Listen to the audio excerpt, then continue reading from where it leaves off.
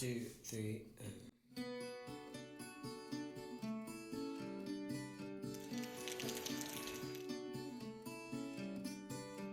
সৌন্দর্যের কথা যদি বলি, অসাধারণ দেখতে।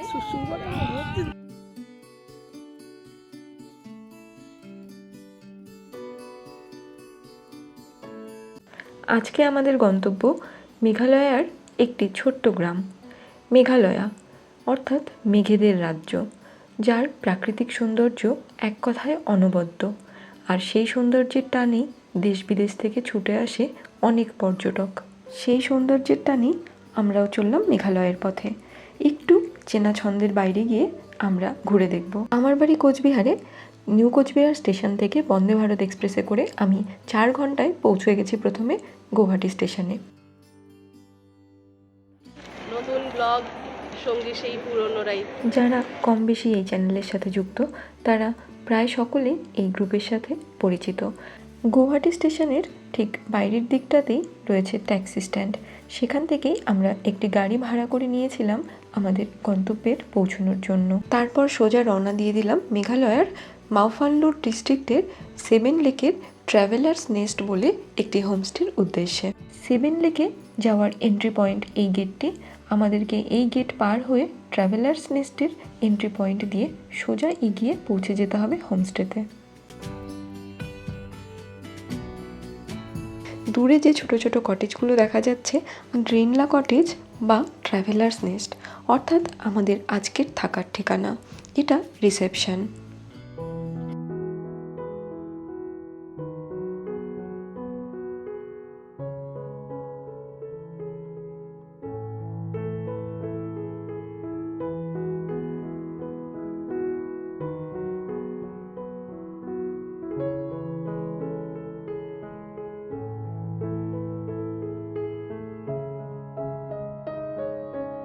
ইস্ট খাসি হিলসে টোটাল 7টা লেককে কেন্দ্র করে গড়ে উঠেছে মাওফানলুর ট্রাভেলার্স নেস্ট এই হোমস্টেটি। হোমস্টে থেকে এটাকে হোটেলের কনসেপ্ট হিসেবে ধরাই মনে হয় বেটার অপশন হবে। গাড়ি এই অবধি আসবে, এখানে কিছু কাজকর্ম চলছে, আর এটা ড্রাইভারের থাকার জন্য। আর রুম বলতে এখানে তো কটেজ সিস্টেম, তো এই দেখো এখানটায় যে দুটো রুম আছে পাশাপাশি একই ব্যালকনিতে দুটো করে রুম এরকম পাশাপাশি থাকবে। এরকম এদের কাছে 5টা কটেজ আছে। এই 5টা কটেজেই এরা ভাড়া প্রোভাইড করে। এখানে প্রত্যেকটা রুমের জন্য 2500 টাকা করে আমরা ভাড়া দিচ্ছি। রুমগুলো বেশ বড়, ঢুকেই এরকম একটা বড় স্পেস পাবে, আর এরকম একটা ডাবল বেড আছে আর অ্যাটাচড বাথরুম। রুমের ইন্টেরিয়ার ডেকোরেশন বেসিক, এক কথায় ছিমছাম বলা যেতে পারে। বাথরুমটিও বেশ বড় এবং স্পেসিয়াস। সেই সাথে বেসিক নিডস, যেরকম ওখানটায় একটু ঠান্ডা পড়ে বলে আমাদের গিজারের দরকার হয়েছিল, তো গিজার অ্যাভেলেবেল ছিল। এতটাই রিমোট এরিয়া এই জায়গাটা, চট করে চাইলেই যে গাড়ি পাওয়া যাবে একদমই কিন্তু সেরকম নয়। ড্রাইভারকে থাকার জন্য ব্যবস্থা ওনারা এই ছোট্ট সাদা বাড়িটাতেই করে দেবেন। গাড়ি ওখান অবধিই আসবে, ওখান থেকে নেমে এই যে রাস্তাটা দেখা যাচ্ছে সরু পুরো একদম, এই রাস্তাটা ধরে সোজা মানে একদম এই রাস্তাটা আমার এই পাশের দিক দিয়ে চলে গেছে, চলে গিয়ে একদম খাবারের জায়গা পর্যন্ত মানে রিসেপশনের জায়গা ডাইনিং রুম পর্যন্ত চলে গেছে। অত দূর অবধি হেঁটেই আসতে হবে। লাগেজ এই হোমস্টের যে দুজন আছে বাচ্চা ছেলে মতো ওরাই নিয়ে আসবে, সেই সাথে ড্রাইভার কিছুটা হেল্প করবে, এই আর কি। এর থেকে বেশি কিন্তু এখানটায় কিছু এক্সপেক্ট করা যায় না। কোনো দোকান টোকান কিচ্ছু নেই আশেপাশে, প্রচণ্ড রিমোট এরিয়া। আমরা আগস্ট মাসে গেছিলাম, বৃষ্টি থাকবে এটাই স্বাভাবিক ব্যাপার ছিল, সেটার অন্যথা হলো না। আমাদের নিজেদের কাছে কফি বানানোর কিছু জিনিসপত্র ছিল, সেগুলো দিয়েই আমরা এরপর রুমে বসে কফি সহযোগে আড্ডায় মেতে উঠলাম।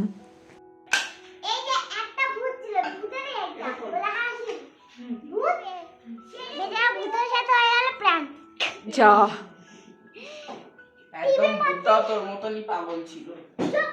মৌলিদি আর মৌবনি এবারের নতুন অতিথি, খুব এনার্জি নিয়ে কফি বানিয়েছে আর আমরা শুধু বসে বসে খেয়েছি। কি গো, কফি ঠান্ডা হয়ে গেছে, খাও গরমা গরম কফি।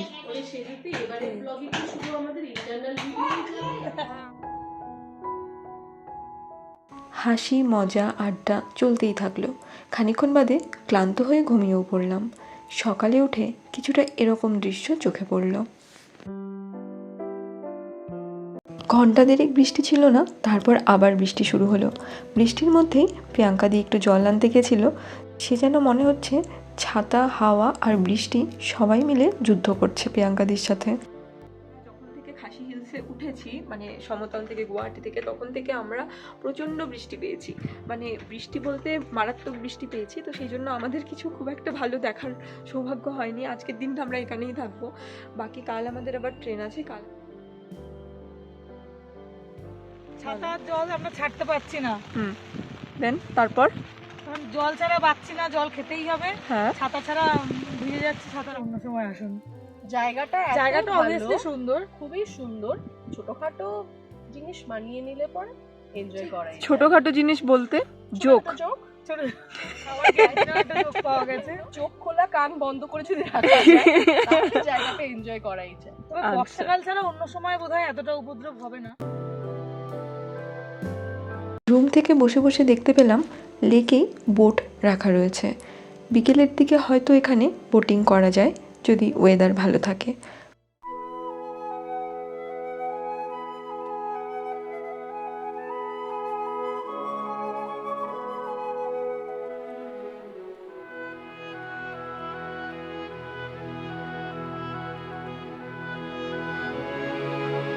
বারান্দায় বসে দেখলাম একজন এখানটায় মাছ ধরতে এসেছেন। উনি মোটামুটি প্রায় 3-4 ঘন্টা মতো এখানটায় বসেছিলেন। মাছ ধরাটা সত্যিই একটা ধৈর্যের পরীক্ষা। আমিও বারান্দায় বসে ওনার মাছ ধরাই দেখছিলাম। আর মনে হচ্ছিল যেন ঠিক ছোটোবেলায় ড্রয়িং খাতায় আমরা যেরকম ছবি আঁকতাম, একটা পাহাড়, একটা নদী, একটা গাছ, ওরকমই একটা জায়গায় চলে এসেছি। ড্রয়িং খাতার পাতা থেকে যেন জায়গাটা বাস্তবে পরিণত হয়েছে।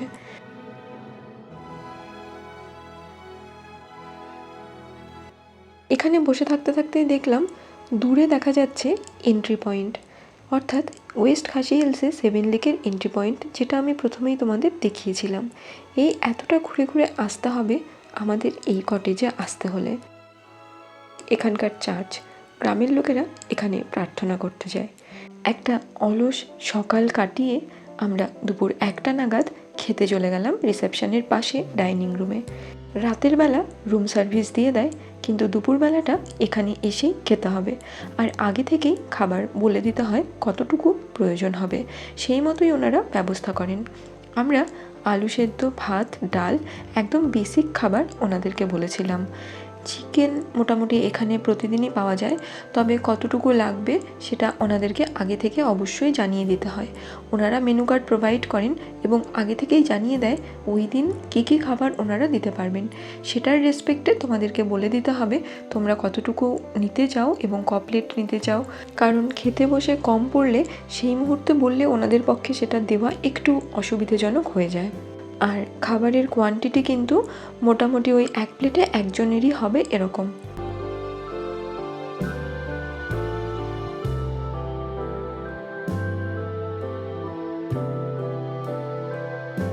বিকেলবেলাটা বৃষ্টি কমে গেল, তাই আমরাও আশেপাশটা ঘুরে দেখার জন্য হাঁটতে বেরোলাম।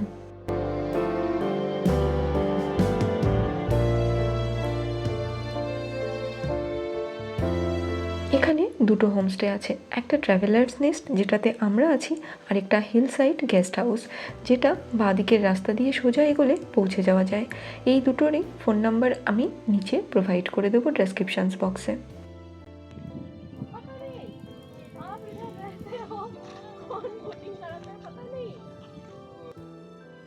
ট্রাভেলার্স নেস্ট হোমস্টেটিতে ও থাকে, তাই আমরা ওকেই জিজ্ঞেস করলাম এখানে বোটিংয়ের জন্য কাউকে পাবো কি না। এখানে কিন্তু নেটওয়ার্ক থাকে না। ফোনের নেটওয়ার্ক পেতে ওই হোমস্টের রুম থেকে এত দূর অবধি অ্যাটলিস্ট তোমাদের আসতে হবে। এছাড়াও এখানে একটা ভাষাগত সমস্যা হয়, কারণ ওরা ইংলিশটাও খুব ভালো বলতে পারে না, তবে বুঝে যায়। আর হিন্দি ওরা একদমই পারে না। লোকাল খাসি ল্যাঙ্গুয়েজ ছাড়া ওরা খুব বেশি ভালোভাবে কিন্তু কমফোর্টেবল নয় কোনো ল্যাঙ্গুয়েজেই। তবে ভাষা কোনো দিনই ঘুরতে যাওয়ার জন্য বাধা হতে পারে না, ঠিক ওভারকাম হয়েই যায় এই প্রবলেম। ওই ভাঙাচোরা ইংলিশ, হিন্দি সব মিলে ঠিক অ্যাডজাস্ট হয়েই যায়।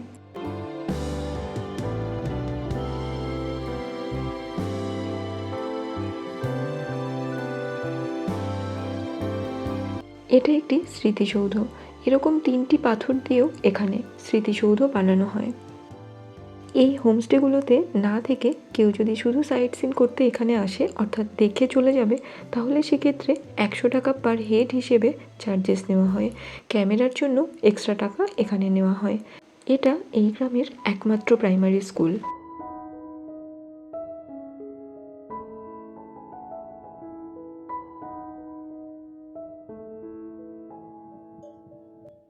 সকালে অনেক কবারই টুংটুং শব্দ শুনতে পেয়েছি।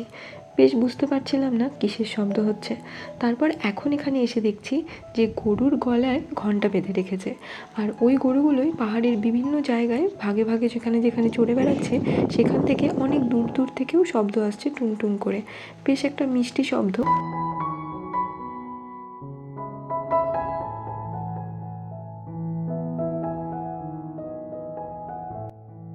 এরপর এলাম অন্য একটি প্রান্তে।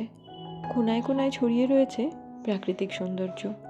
ভাষায় প্রকাশ করার মতো ভাষা আমার নেই। আবারও একটি কথাই বলবো, ঠিক যেন ছবির মতো সুন্দর এই গ্রাম।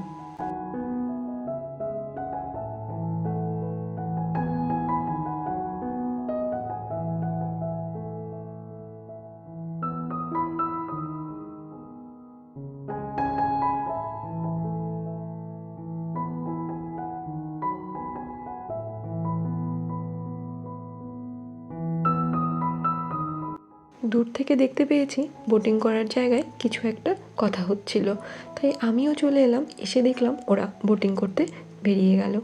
আমার একটু জলে ভয় লাগে বলে আমি আর এগোলাম না। প্রিয়াঙ্কাদিকে একাই বাচ্চাদের সমেত পাঠিয়ে দেওয়া হলো জলে বোটিং করতে। বোটিং চার্জ আমাদের 150 টাকা লেগেছিল। দাদা অনেকক্ষণ সময় ধরে আমাদেরকে এই লেকটি ঘুরিয়ে দেখিয়েছেন। হাসি খুশি মনের মিষ্টি স্বভাবের মানুষ এই দাদা। আমরা অনেকক্ষণ গল্পও করেছি পরে। Our hearts beat to the city streets. We began to feel the fire. We rise like tall buildings as the chemicals they take us higher. The night's young and it's just begun as she puts her hand in mine. We wanna chase the night, wanna dance. কেমন ঘুরেছো?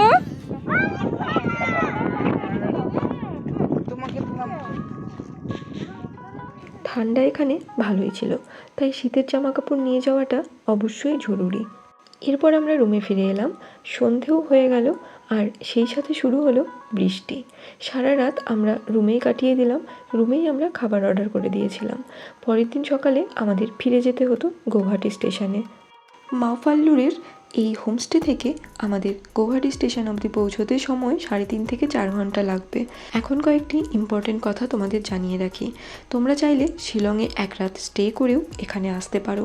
শিলং থেকেও এখানে আসা যায়, কিন্তু আমরা যেহেতু সরাসরি যাব, তাই একটি আলাদা রাস্তা আছে যা 50-60 কিলোমিটারের মতো কম হয়, যেটা দিয়ে সরাসরি আমরা স্টেশন বা এয়ারপোর্ট অবধি পৌঁছে যেতে পারবো গৌহাটিতে। সেই রাস্তাটিতেই আমরা আমাদের জার্নি শুরু করেছি গৌহাটি স্টেশনের উদ্দেশ্যে। রাস্তাটি খুবই ভালো ছিল, কিন্তু রাস্তাটির বাঁক একটু বেশি ছিল। তাই যাদের পাহাড়ি রাস্তায় বাঁকের জন্য একটু শরীর খারাপ হয় বা অসুবিধে হয়, তাদের কিন্তু এই রাস্তাটা অ্যাভয়েড করাই ভালো হবে। আমরা রাস্তায় যেতে যেতে একটা জায়গায় দেখলাম স্কোয়াশ বিক্রি হচ্ছে, তাই ওখানটায় দাঁড়িয়ে আমরা নিজেদের জন্য একটু স্কোয়াশ কালেক্ট করে নিলাম। প্যাকেট কই?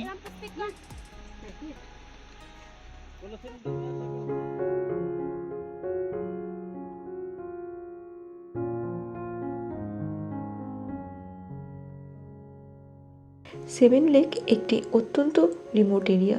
এখানে আসতে হলে নিজেদের সাথে গাড়ি সবসময় রেখেই চলতে হবে, আর গাড়ি ভাড়া এখানে পার ডে হিসেবে 4 থেকে 5,000 টাকা সিজন এবং অফ সিজনে ম্যাটার করে।